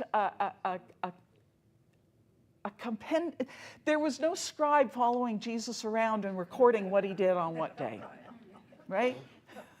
So we take our new readings and we learn from each other, and we learn what, I mean, AJ, as she goes by, I learned, makes me feel like I'm close to her. She did sign my books, but she helps Christians and Jews be able to understand the context of Judaism at the time in which Jesus lived.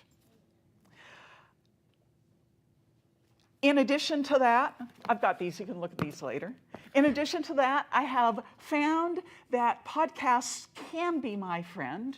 And one podcast that I like to listen to is called Bible Worm. And it is a weekly conversation between Dr. Amy Robertson and Dr. Robert Williamson, and as they say it, two biblical scholars and people of faith, one Jewish and the other Christian. And they talk about scriptures for the upcoming Sunday for those Christian congregations that follow what's called the narrative lectionary, which is a different lectionary or program of readings from kind of the standard Catholic Protestant lectionary, but they have a conversation. And so in the fall, the lectionary is from the Hebrew scriptures. Then in beginning during Advent and in the winter and spring, it is from the Christian scriptures, and they talk about it from their faith communities. And so that helps, I think, both Christians and Jews, but particularly Christians, have a broader understanding of our faith traditions and understanding the Bible that we're looking at from week to week to week, hopefully. There are organizations like the Interfaith Alliance that seeks to foster education and understanding of our different faith traditions, but it also gives us opportunities to engage in perhaps our political context as people of faith, to say, wait a minute, these issues are important. It's important that we are aware of what the Anti-Defamation League is finding, and we need to be aware of locally, statewide, and nationally. It's important that we pay attention to what is happening in our communities, and that we don't just say, well, that's political, and we don't bring that into our faith communities. Because we're all political, we don't have to all present it in a partisan way. And so we're able to repeat over and over, if that's what it takes, Jesus was a Jew. Because it does take that is like, yes, Heather, you've said that before, But then when we have conversations elsewhere, and it's like, well, the Jews, and it's like, well, you know what? Jesus was a Jew. You do know that, don't you? That we can be able to bring that in other conversations and contexts, because we've normalized that within our Christian faith communities, and that we can challenge those tropes that get repeated over and over. And that education is important, and the standing up is important. But I think what is key, and that you have emphasized, Rich, in what you talked about, is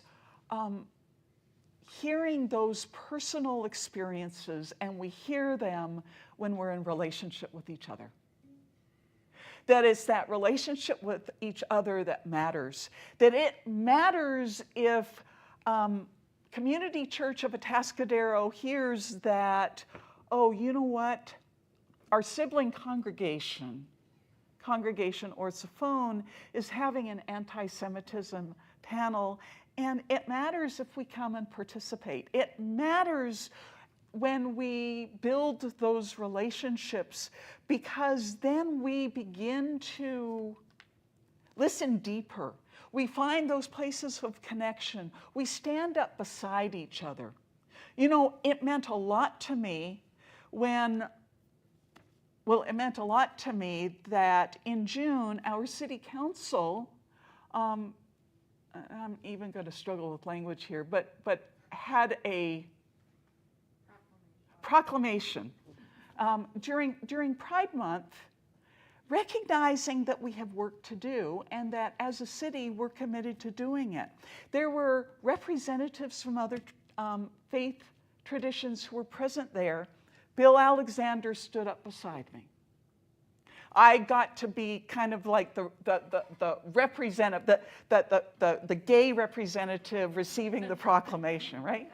But it made a difference that I wasn't standing up on my own.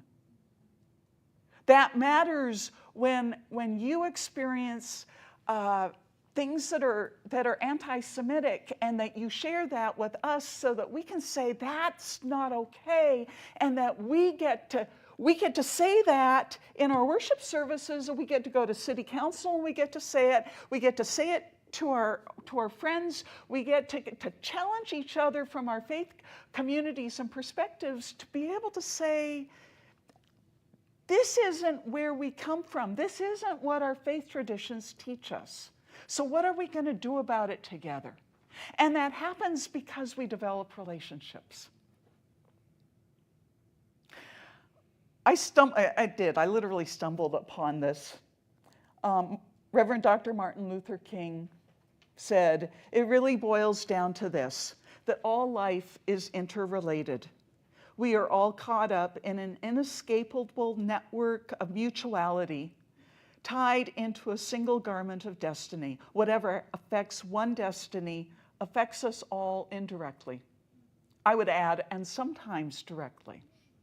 And so we either thrive together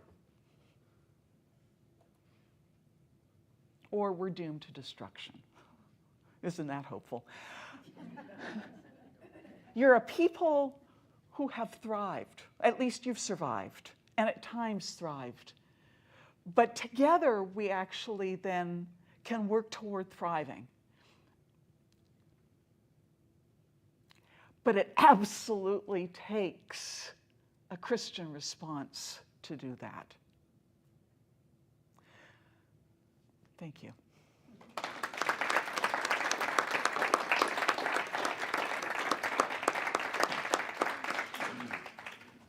Thank you. We would like to entertain questions. If anybody has any, you can come up here. I know, Gordon, you wanted to make an announcement. Any questions? Yeah, please come up.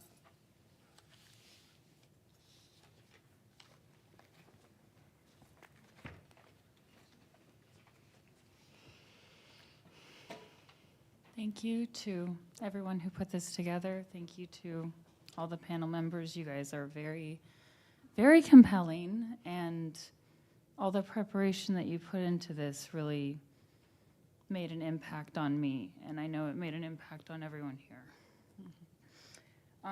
I just want to, I have a question directed to you, Bart. I have experienced moments of anti-Semitism and Jew hate, and I've not been certain how to respond to them. There's been moments of verbal threats, and then there's been moments where violence seems to be possible. And so I'm asking, what resources will you direct us to so that we know how to respond accurately and when we should be defending ourselves physically, because that's the appropriate response for the terrorism that we're experiencing.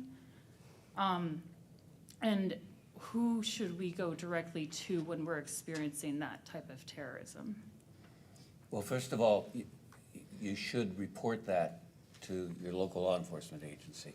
Make sure they know precisely what happened and how it made you feel, and if possible, who was responsible. And and again, I'm speaking for myself here, I want to make that clear. I don't recommend, unless absolutely necessary, that you conduct any kind of physical response to the kind of thing you're talking about. You want to extricate yourself from that as quickly as possible. And of course, that how you do that, how you go about that, depends on several factors. You know, where you are, who else you're with, that kind of thing. Certainly, if you feel threatened, and if there are others around, you should alert them. You know, if this is a restaurant and I'm sitting at another table and you make me aware of this, I certainly would come to your defense. And I think there's a lot of folks that would feel that way to help you feel safe. But it's difficult to tell someone, depending on their personality, their age, there's so many factors that might come into play on how you can best react to different kinds of threats on the various things that I briefly discussed. But in brief, extricate yourself, make sure the police know all of the things that we talked about.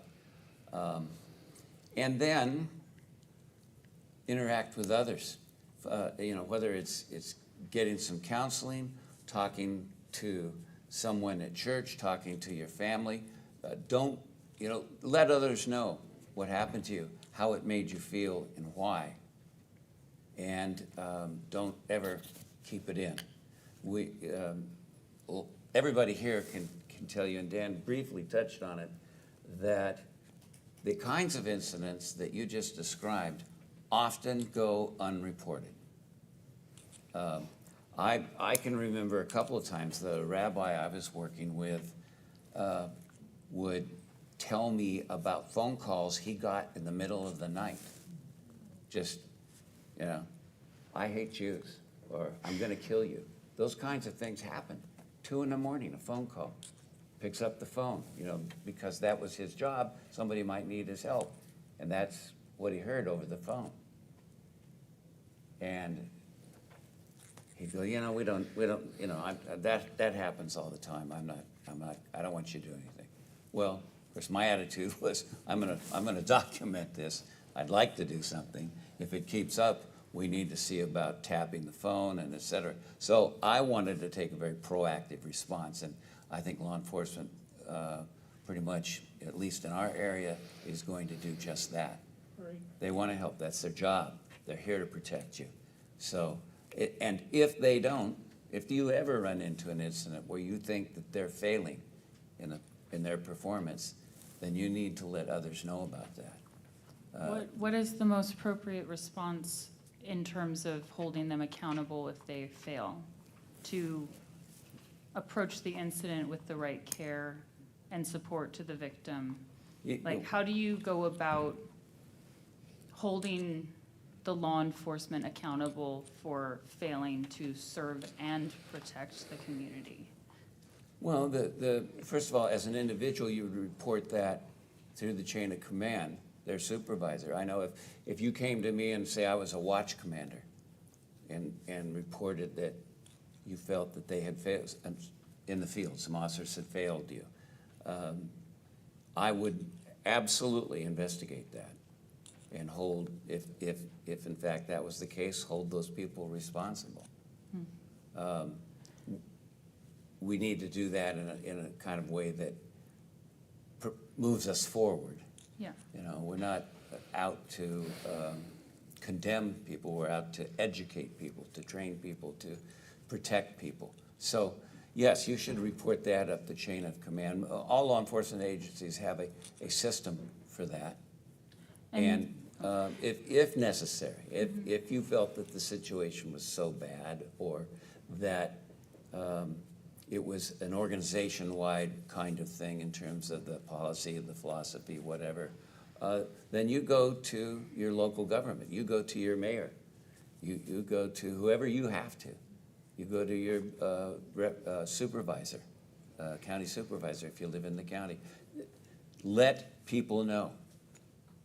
And make sure that, first of all, you keep yourself safe. And in most cases, you would want to extract yourself from that. You don't need to confront these people. You're not going to change their mind immediately in that kind of thing.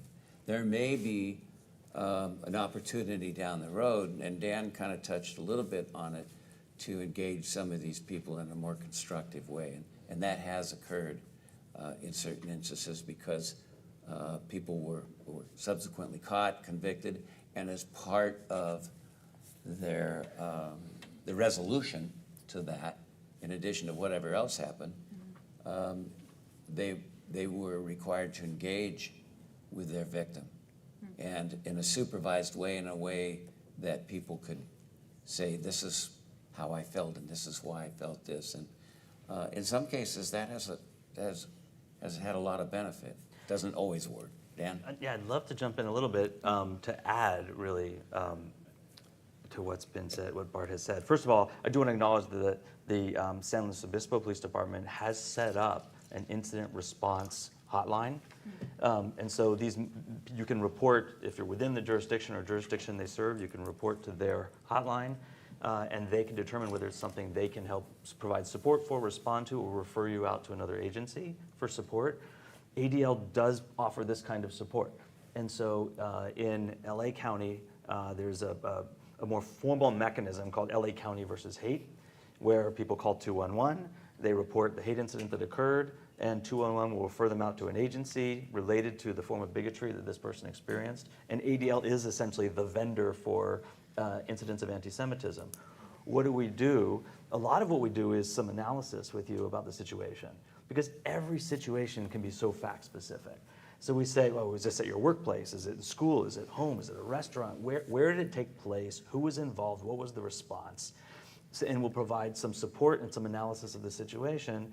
And then in some cases, if you have gone and reported to agencies and we together feel the response was inappropriate, we can help with some of the accountability because we have relationships with law enforcement as well. We work often with law enforcement. We may make that call to say, I don't understand your response here, or I think there's something about this case that you may not understand. Sometimes we can add kind of a more, what law enforcement may consider an objective analysis of the situation, and they may respond. You know, It may, in fact, you're reporting that, you're letting folks know about that in the ways that we've mentioned, may also reveal some kind of systemic issue. You know, may not have been just that individual harassing you about being Jewish. He may have been related to a number of people that held the same viewpoints, that worked in the same place, or, you know, we don't know. What would happen if one of the officers was related to one of the suspects? I mean, we could what if a lot of things, but my point is that we don't know any of that if nobody tells us. And we also do have a reporting system ourselves. You can go to adl.org, report an incident. You put in the facts of your incident, contact information if you're comfortable, if you'd like that contact. If you don't put in your contact information, we analyze, you know, we try to follow up and confirm it and then log it as an incident. But if you do, we'll call you back and we'll try to get a sense of whether there's some way we can support you. Thank you. Can I make a suggestion? Yeah. If you do, you know, whether it's law enforcement or whatever, if you're going in person, take someone with you. That's a good point. Someone that helps make you feel a little more comfortable or safe. That's always a good point. But And they're a witness, and, Yeah. yeah. maybe we should get a comment on what happens when you report an incident over the hotline. Can you tell us briefly? Thank you. Thank you. Do you want to come up here so we can capture it? Thank you. Introduce him. Introduce him. They don't know who he is? No. So for those of you who don't know who I am, my name is Joshua Walsh. I work for the San Luis Obispo Police Department. I'm a part of the Police Advisory Committee. I've been the Jewish Community Liaison for probably like 6 years now, so for a long time. So I've been involved with many different congregations in the area because there aren't any directly within the city limits. Even though JCC was in the city, but is no longer. So I've been involved with this congregation and CBD and Ner Shalom, and so whenever there's been an issue, I've been a resource to reach out to help with that. So in terms of hate incidents and how you can report it to the San Luis Obispo Police Department, so we do have online reporting, so you can put in whatever it is that happened and include as many facts and details as possible, and then we review it. And then we will, usually reach out to whoever it is that reported it and try to get more information about it and investigate it. Determine if there was an actual crime or if it's just hate speech. And I understand your concern about getting a perceived inappropriate response to hate incidents, and it's a legitimate concern. And I think it's also important to understand the position of police officers and where they come from, and so their basis and grounding is supporting and defending the Constitution. And that First Amendment to the Constitution was that freedom of speech, and so that very much directly influences how we respond to these types of issues, and so it does complicate things. So like when we were dealing with protesters or people that are saying crazy things, it's always a balance for us in terms of how we can deal with it and respond. And so there can be some hesitation in terms of law enforcement, in terms of intervening on somebody who's exercising their First Amendment right. Does that make sense? However, we also recognize that hate incidents it's sort of like a cancer and it grows. So for officers that don't really understand the importance of documenting hate speech, so if it's not directly a hate crime, let's back up just a little bit. So in terms of hate crimes, essentially there's a crime that was committed, vandalism and assault, some other actual crime, but the motivation to commit that crime was in whole or in part due to somebody's protected class. And that could be religion, sexual orientation, something of that nature. So if you say something that is, racially motivated or anti-Semitic, that is not a crime because that's still protected by the First Amendment. However, it is important and to document, and I'll give you a specific example that I dealt with. Several years ago, I was working as a downtown bicycle officer for SLO PD. And so basically we dealt with the bars and dealing with fights and drunks and stuff like that. And I responded to a stabbing. And so there was an Asian male that it was like right after bar closing, so this is not exactly uncommon. And so there was a gentleman, he got stabbed, there's a piece of his flesh on the ground. And then we were able to find a suspect, detained him, found the weapon. And as part of this investigation, I'm talking to other officers about what happened. And like, oh yeah, that guy, he hates Asians. I'm like, what are you talking about? And so I've dealt with this suspect before in other areas, but this is the first time I've kind of heard this. They're like, oh yeah, he's always said what he hates about Asians, and he would say different things.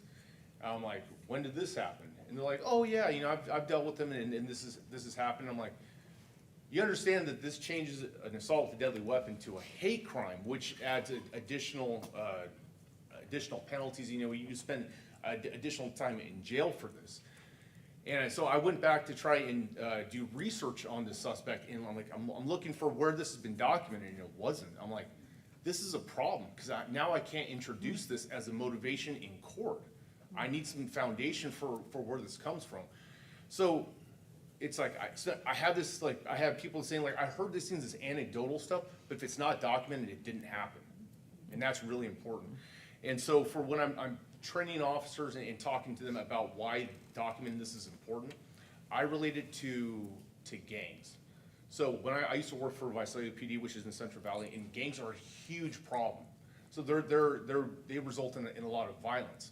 And so a big part of what we would do would be stopping gang members, contacting them, filling out field information cards, taking photographs of tattoos, things they would say, like, how do you feel about these rival gang members, and essentially creating this background that when they are involved in a gang-related crime, it is for the benefit of the gang.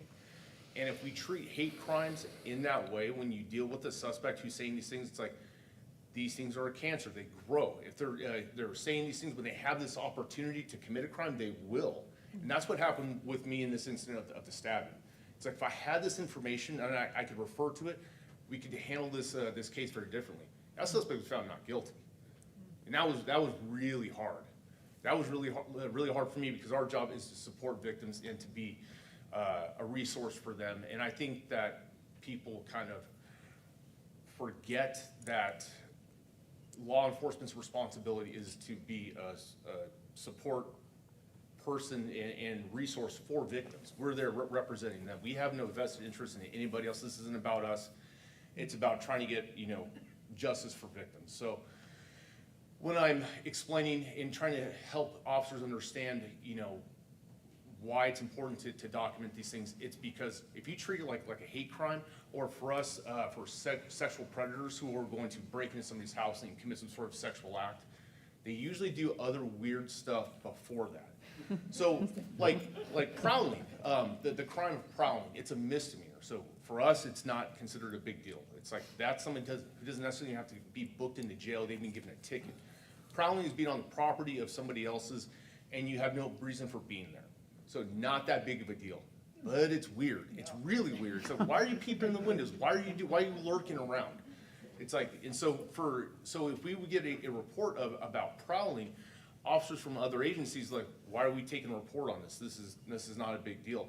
It's like, but you don't understand the history of San Luis Obispo and the issue we deal with sexual predators. This is a big deal. Do not ignore this. So you will deal with, from officers from different agencies will have different perspectives. We're not all the same. So have some patience for officers, and if you're not getting the support that you need, it can be a lack of training, a lack of understanding, a lack of background. And so I do come with a lot of experience and background. So if you're having an issue with your agency and you're feeling like you're not getting the kind of support or understanding, you know, you can always reach out to me, and I'm happy to be that. I can help in that communication and getting you guys, you know, the resources that you need. Okay, so, all right, any questions for me? Yes, sir. I do. I know the answer to this, but I think it would be helpful if you would address it. Sure. What happens if we all get up and walk outside and there are 30 neo-Nazis dressed in black shirts, carrying rifles and Nazi banners, screaming abusive insults? What do we do? And I'm gonna call a lot of my friends. And turn around, and go back in. Yeah, well, displaying a firearm in public is, you know, is brandishing, it's a crime. So we can definitely approach that in a different way. But yeah, it needs to be addressed, you know. I think it's important to point out too that hate speech can become crime speech depending on how they say what Yeah, they're if doing. they were someone were to say something anti-Semitic and threaten your life, well, they've committed a terrorist threat. So that's different. They threaten to beat you up or something like that. That may not necessarily be a crime. So the criminal elements for a terrorist threat or criminal threat to be met is very specific. And so, like, if say someone were to say they're threatening to blow up the synagogue, it's like, okay, that's a criminal threat. If that person is incarcerated in a prison, they don't have the present ability to commit that. It's like, no, you can't do that. Like, you know. So would it be investigated and documented? Yes, but would it rise to an additional crime? No, because they don't have the ability to do so. Does that make sense? Go ahead, sir. Yeah, threats now Mhm. are reaching into officials, voting, people working for votes, and Bonnie Willis's group, who she's trying to get what's the law going to? I mean, this is becoming a very serious. I'm unfamiliar with the situation, so I probably need a little more Bonnie information. Willis in Georgia. Threats to setting- elections officials Yes, is what you're yes, asking they're- about? They're threatening to kill. Yeah, as a president. Yeah, they're receiving threats because they're on a jury. Or an attorney general, or, yeah. You know, that may be a That's criminal criminal. act, That's- but it's not a hate crime. Yeah, that's different. This is extremely, I think you would agree with me, this is something that's extremely attacking our democracy. Yeah, there's It's making democracy almost unbearable. yes, I mean, so free speech is complicated, and it's, you know, it very much walks a fine line. So there was Clarence Thomas, is a Superior Court judge. They had protesters outside of his house. Did he feel threatened? I'm sure he did. I mean, you know, there's probably lots of things that could have happened. Was what they were doing illegal? Not necessarily.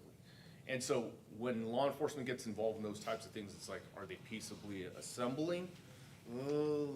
You got to be real careful with that. Yeah, So, most so of these are phone calls and. yeah. So when there's direct threats to elected officials, that's a crime. Yeah. Yeah. Yes, ma'am. Can we go back to your previous scenario where we all walk out the door here? Yeah. And there's, you know, neo-Nazis with rifles and protest signs and flags and everything yelling. What should we do? Should we run back in here? Should we run towards the railroad tracks? What we actually should do? Sure. In that very specific scenario, yeah, come back inside. This is a very well secured, location, and then call the local police department, and they will make an assessment, make a tactical plan, and then ultimately just shelter in place. Lock the doors, stay inside. there's surveillance outside, watch what's going on, and then they will help direct you about what to do tactically. That's what law enforcement is for, is to make those types of decisions, so. If you have a system that monitors, say outside, make sure that it's recording too, so that you can save that, because, by the time law enforcement gets here, some of those people may have left, or, you want to have as much recorded as you can reasonably and safely. And I will go back to the question about hate incident speech. What Dan was talking about is the anecdotal stories are not necessarily that helpful. It does create a sense of fear within a community, but in terms of a law enforcement response, it's like, if you heard from somebody who had something experience to them, have that person contact their local law enforcement agency. Because hearing things about something that happened it's all hearsay, and it's like, well, that's not really helpful to us to investigate. We need that very specific, detailed information from the person who it happened to. Because when you play the telephone game, lots of facts get changed. So it's really important, if you do hear from somebody that something happened, yes, you can relate it to your friends or people within your congregation and talk about how that experience made you feel. But in terms of getting us involved, which is important, make sure, have your support people there with you, but that direct person needs to make that report themselves. And just following up a little bit on response to incidents, I just wanted to mention that if it's an incident that occurs in a school, we do have a resource called Responding to Bias Incidents in Middle and High Schools. I didn't bring copies because it's 50 pages long. It's really designed for administrators from these schools, but this is downloadable from ADL's website, adl.org. We also have table talks often in response to current events. So we have some prompts for parents to talk to their kids about things that are happening or hate incidents in their area. So there are a good number of resources on the website.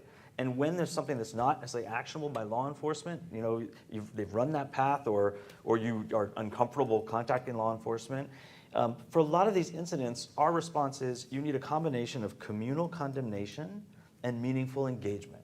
Now, what communal condemnation looks like in every situation and what the appropriate form of engagement really is fact-specific. It depends on that situation. But those are the two terms we talk about, is how do we create broad, diverse communal condemnation in a situation, and then how do we move to some kind of actionable, meaningful engagement? Outside of outside of a law enforcement response, if you experience some sort of bias, if it's at work, that's an HR issue. You can be fired for that. So that's completely different from what we would do, and so there are laws in place civilly that protect people against experiencing that stuff in a workplace or receiving health care, things like that. And so depending on what happens, you may report it to us, but we may give you a different avenue of how to deal with it. Go ahead, Miss. To follow up on what you just said, I have experienced threats to my person and anti-Semitic abuse at work, Okay. and there is no HR there. Okay. Intentionally. Okay. And I addressed it, and nothing happened, and I was fired for it. So, well, sounds like that's time to call an attorney. And- Yeah, well, we're working on it, but Good. like, this is, what can you do when you don't have? Well, that's a violation of federal rules, creating a hostile work environment. And the employer is required by law to take very specific actions on that. And if they don't, then, and it's proven that they didn't, then they're in real jeopardy. So it should be reported not only to an attorney to represent you, but there are agencies that you can report it to that have a responsibility, EEOC and others who can and will take action. I've actually seen them come in incidents like that, and I'm trying to recall because I had, and admittedly a little rusty, the fine are like 5 times normal on some of those things. I mean, there's some real punitive actions that can be taken on that. So if you have gotten into a hostile work environment, then yeah, there's others that you can report it to if the employer isn't doing what they're required to do. Yeah, you see those giant posters that are laminated in every workplace? That's what those are all referring to, and the specific agencies you can call to get help with that. That's actually a violation. Not posting those is a violation, Not correct? having it posted is, so even like this congregation employs people, and I'm sure there is a workplace area where it's also posted, so. One would Yeah, hope. you definitely have, I'm sure all these lawyers make Yeah, sure, yeah, right? all right, any other questions for me? Go ahead. It seems to me that these days, that if you have any kind of harassment, it's so different from when we were young. The level of violence, I mean, there was harassment, get in a fight, but it, you know, you weren't afraid that you were gonna get shot, which the last, 6 years, that's always a possibility. And it seems like the first thing that you should do is make sure you're safe, and then deal with it when you're out of that situation. Right, yeah, and deal with your immediate safety first, and then, how to appropriately, and then that all can be figured out later. Deal with your immediate safety issues, get out of the situation, leave, and then go from there. I agree. There's so many crazy people, and a lot of them have these kind of views. Yeah, in terms of dealing with crazy people, you have people with mental illness, they can say a lot of crazy things, and so what they may be doing or experiencing may not necessarily, may sound anti-Semitic, but it may be a result of some sort of mental illness that they have, and so that needs to be dealt with. And so I dealt with that with CBD, where they had thrown things at the sign, and it was somebody who was dealing with bipolar disorder. It wasn't because he was anti-Semitic. He thought he was leaving an offering for the congregation, and really, but did it make the people of the congregation feel scared? Yeah. He just he even had a talit that he had somehow acquired, and he had left it on the sign. And I had to work with his parents about, we got to get him medicated. This is his behavior is inappropriate, and it's scaring people, and he has no idea that what he's doing is having this effect on people. So when you're dealing with people with mental illness, it may appear as biased, but may not necessarily be the case. And that's why we have to investigate those. Thank you so much. Are there any other questions for our panel? Okay, can you come up, please?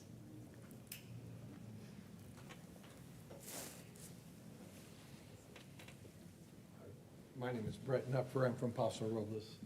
And I want to start off by apologizing to you for appearing in front of you here dressed as I am. Came from a tennis match that started late and went late, but I wanted to hurry here because this event, I think, is so important for the entire community. And the presentations you guys have made have really hit the mark and really spoke to all aspects of it, I think, very insightfully, and I want to thank you for that. My question is, I'm struggling with this whole problem we're all facing, and I'm actually struggling with my question here. I don't think I need to get into anything about how serious the problem is. You presented how much things are increasing. We all know that. We all see how serious it is. You presented about how there are, in fact, militias training in our own county, and I think we all know that too. But I think it sort of goes to a thing that happens to us, is that there's a large amount of denial about how serious it really is. And I know that in Germany, people, maybe quite like us, faced a similar situation, and I think there's probably an awful lot of denial, I think there must have been, about how serious things really were getting. And I think we probably face that too, and we probably all wish, I know we all wish that they would have responded differently to the threats that they may have perceived. I know we all urge everybody to respond as clearly and as forcefully as we can to the situation we face, but my question has to do with something you brought up, Heather, about the personal bubble. And it's not my personal bubble, really, I don't think. I have relatives and I have other acquaintances. The militias have been told in the national media to stand by. And I know that I know that the militias from the recent news reports responded in their emails in that little web they have, that they are standing by. And I know that people don't want to hear about it, and I think there's a lot of people who want to deny it, are in denial and don't want to believe it. But these people, my relatives and the people I know in town, actually voice support for those who advocate this stuff. They voice support for those who stand for them and claim they represent them.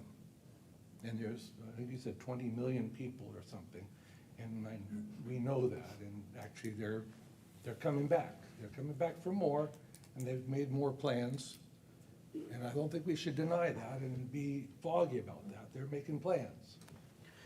And we're very thankful for you keeping track of this stuff. That's very important. But my question, I think, is not about our personal bubble.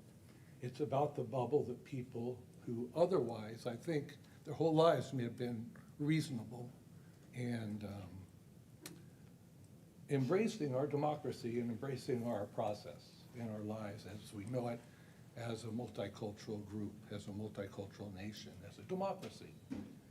I think if I understand what you're saying, I think the best answer comes back to what we've all been saying, and that's engagement. Engagement of your friends, engagement with other churches, engagement in the schools, engagement with those that agree with us, and engagement with those that don't agree with us. This leads to those that have not experienced these kinds of things, don't understand maybe what's going on, having a broader understanding, and oftentimes you'll see them set up. I remember one incident, it didn't occur in this county, it occurred in fact in a different state, where there was an anti-Semitic incident in a neighborhood. And as a result of that, every house on that block put up a sign that said, "I am Jewish." They weren't. What they were doing was supporting the victim in that case. They came together. There was this engagement, and everybody stood up and said, "No, not in our community." Not in our community, not in this town. Yes. Can I just say one last thing before I want to throw it open? I did have one last part, it's about the bubble. It's not, I don't think our bubble. Although I'm worried about our own denial, or our own, unwillingness to see, but the bubble they're in, how to talk to them, how to engage with them. I'm thinking that, well, where do they get their information from? I believe they're getting it probably a lot from Fox News and that network. And I also suspect the ones who a lot of people identify as Christian, they're also getting fed in their churches. I'm not sure of this, but I just sort of suspect it. And my relatives, I think, are sort of that way. I'm just wondering how to penetrate those. I don't suspect those churches are members of the Interfaith Alliance. I don't know. I don't know. That's a different thing. But I wonder how can we get into those sources of information and conversations? I know the ADL probably has ways of doing this, and that's why I want to throw that question open to everybody. Can I just jump in for a second? Thank you. In Denmark, during World War II, only 68 Jews died from the Nazis. And the reason was that Jews in Denmark were assimilated into the society. And as far as the Danes were concerned, people were not Jewish, they were Danish. And so the entire nation came together and protected them. Okay. That goes to relationship. Yes, exactly. I- Could I ask myself a question? Yes. Yeah. He does that a lot. I play chess with myself too, and I lose a lot. My brother is a divorce attorney, and he's asked every single day, why are divorces so expensive? And he has the same answer every time, because they're worth it. And if I were sitting where you're sitting, and I just heard this presentation, I would ask myself, why be Jewish? Why sign up for this kind of hatred and attack? And the answer is, because it's worth it. we all have an opportunity to opt out. It would be a very simple thing, and many do, and that's okay, and I understand it. But for those who stick around, the more we learn about Judaism, the better our lives are. And yet it's important to point out that even those who aren't religiously practicing, they're going to be considered Jews by the people we're talking about, whether they are, whether they're not. Yeah. And so when your child says, I don't know if I want to be Jewish, I don't know if I want to, be a part of this, one of your answers is, well, you be a part of whatever you want to be a part of, but you have to understand that there's a segment of the population out there that's going to consider you Jewish, whether you participate or not. And so we are advocating on behalf of that group too. One thing, a comment that I want to make about these true extremists. First of all, you have to put culpability on a president who says stand by, and who says there are good people on both sides in response to that Charlottesville. That kind of leadership made January 6th, as we've said, one of the most predictable incidents that we could have expected. However, we are now seeing the rule of law applied to those who participated. And I don't know about you, but the sentences that I'm hearing are, and I'd be interested in your thoughts, they're stunning to me. These are serious, long sentences. Now, who knows what process will happen next? But the rule of law is catching up. So is there, and I think we're going to see legislation catch up to the online hate space. Technology often leads us. Saturday morning cartoons had beer and cigarette commercials until they didn't. Because it took us time to realize the harm that they did and for us to say, no, this isn't about First Amendment. There are people and kids to protect here. So the pendulum may swing back politically, I don't know, but you're also going to see a pendulum swing back where legislation and regulation is going to catch up to some of this if we keep our democratic structures in place. And that's why one of my biggest fears is threats to the democratic structure and undermining our democratic institutions, because they are what is connected to the rule of law, and the rule of law is what sustains this social compact that we have that is in part in the Constitution and in part, frankly, in the way we treat each other. It's a social movement as much as it is a document. So I think it's important to keep track. There's good stories. There's one about Derek Black, who was the heir apparent to the Ku Klux Klan. As a 16-year-old, he did Stormfront website, ends up going to college at New College in Florida, which was a very liberal university, and over the course of 4 years, completely changes his thinking because he grew up in a loving family, and when he got to college, he saw these people he was supposed to hate, and he couldn't square this ideology that said, I have to hate these people that I care about. And so at some point, what's the pathway to a resolution? It's a combination of truth and empathy and the rule of law. And relationship. Yes. Because when that pendulum swings back and your graph gets better again, and I love data, we still have to keep working on it so that it doesn't go back up again. Absolutely. And that means that we have to keep building those relationships at times when it's like, what? We don't need to work on this. And that's exactly when we need to work on it so that we don't have to then have a whole nother generation that's like, Agreed. back up there again. We have to be careful that we don't become them out of our own fears, that we always treat people. If say, a Latino commits an anti-Semitic act, that doesn't mean that suddenly we should start fearing Latinos or have a bias. You know what I'm saying? It's always tempting to demonize someone we disagree with or succumb to our own fears. So, I guess the simple answer is we need to make sure that we're the best people we can be, regardless of the challenges we face. No, I don't know if it's a question, but it's kind of a comment.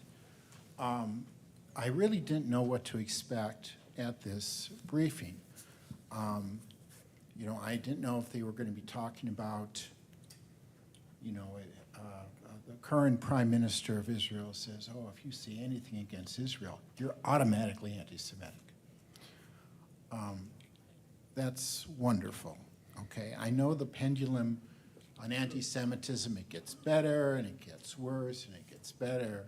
It does seem like it's getting worse. When Donald Trump was elected president, my wife Rosie was, she gets very upset at certain things. Rosie grew up in Chile. So she's seen a couple changes of government, not exactly the peaceful handover as we have in our country. And she says, oh no, the world is going to come to an end. Trump is going to be president. She says, he's going to do this, and he's going to do that, and he's going to do all these terrible things, and he's going to, you know, Rosie wasn't quite a citizen there. She was in the process, you know. And I said, don't worry, Rosie. We have something called the Supreme Court. And now all the news from Israel about their Supreme Court, well, Israel doesn't have a constitution. Neither does Great Britain, but their government over the course of 2,000 years evolved. They don't need a constitution to protect civil liberties. Israel is, what, 75 years old? They have no constitution, though in theory they're in the process of writing a constitution. My biggest fear, and what has really come to pass, is that people look at Jews and Israel as one and the same. And not everyone who criticizes Israel is an anti-Semite. However, if a person is an anti-Semite and hates Jews, it is more politically correct to criticize Israel than to criticize Jews themselves. It's a very, very scary situation. And my fear is that the situation in Israel, with all of these settlements, it's just going to get worse and worse and worse. And quite honestly, people do not see a difference between Jews and Israel. To many people, it's one and the same. To Donald Trump, he addressed an organization of Jewish businessmen and saying, oh, you're prime minister, Netanyahu. So even President Trump sees Jews as being part of Israel. That's the scary thing to me. Just a comment. I would like to first thank our panel. I think they have done an excellent job of bringing very important and relevant material out of a very sweeping topic. And I would like to thank them very much. I would like to give a special thanks to Richard Carcel, who put this program together, to our Adult Ed Committee, who fed the progression of this along the way, to our congregation president, Bill Alexander, for his passion for this program and this subject. And we have a quick announcement from Gordon.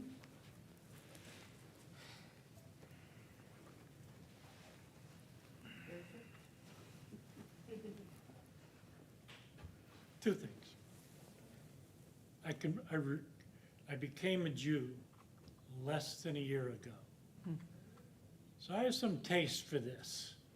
And I thank you for your comments. We've put together, resurrected actually, a Jewish-Israeli discussion group. Nothing is more fun than a bunch of Jews sitting around arguing. So check your, I sent Mimi an email today to put the notice back in. It's going to meet on the 19th at, see your newsletter. It's at CBD. It'll also be on Zoom. So you're all welcome to come discuss these topics and other topics, because that's what we do. We are the people of the book. Thank you. So again, many thanks to the panel and many thanks to you who have taken the time to come and participate in this. And I do believe by doing that, you have personally helped the progression towards the combat of anti-Semitism. Thank you very much.